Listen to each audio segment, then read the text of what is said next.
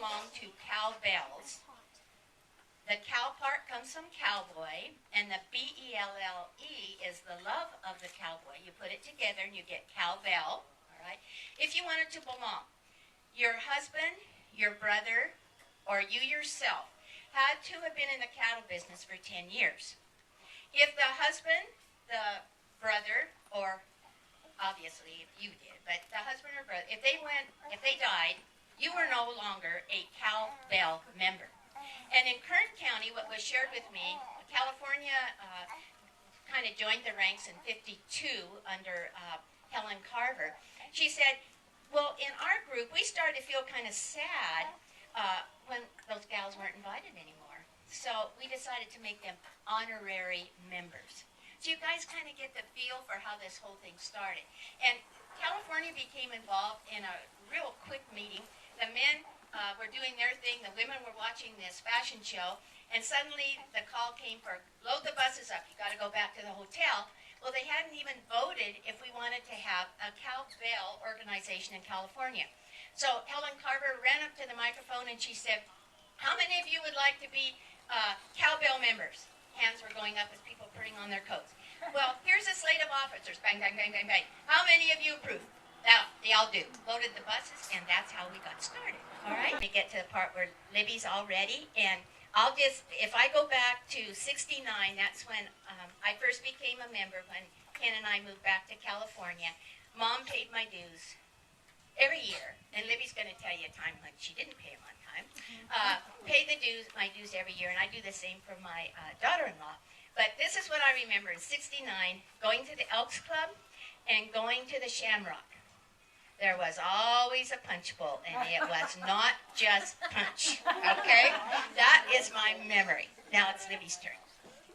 Joined Cowbells in '69, that's the year that I was married, and Esther Folk was the president. Esther kind of went after somebody young, because I thought in those days everybody was kind of old. But you know, they were probably younger than I am now. But I thought they looked old. Esther and Walt Rodman were doing beef presentations, and that's what Esther wanted, somebody young to go on TV.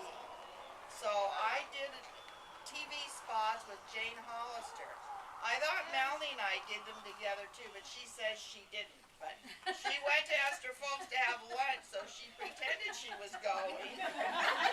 And the one demo I remember in particular was we had to cook a prime rib and show them how beautiful it was. And I just thought it was awful because Esther wanted to make it look better than it had looked coming out of the oven the way we would do it. So she covered it with soy sauce. Almost kind of skip forward to June Cook. I got a phone call one day. I'm teaching full-time, doing the ranch with my husband.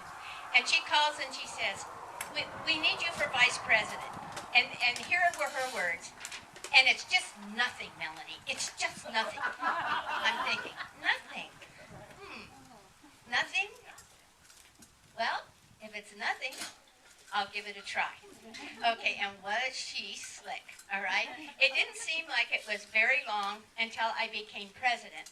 And the outgoing president met me at Bob's Ranch House, and she brought a binder that was this thick. I'm not kidding you.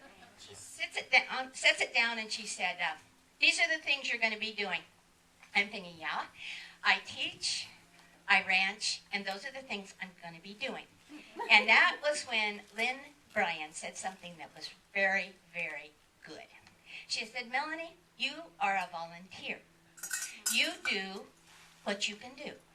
Utilize your gifts. I put that big binder down, and I didn't look at it much after that. Okay? Her mother hadn't paid her dues either. And you know, that's not the first time that happened. In the 80s, Pat Martin was picked for president.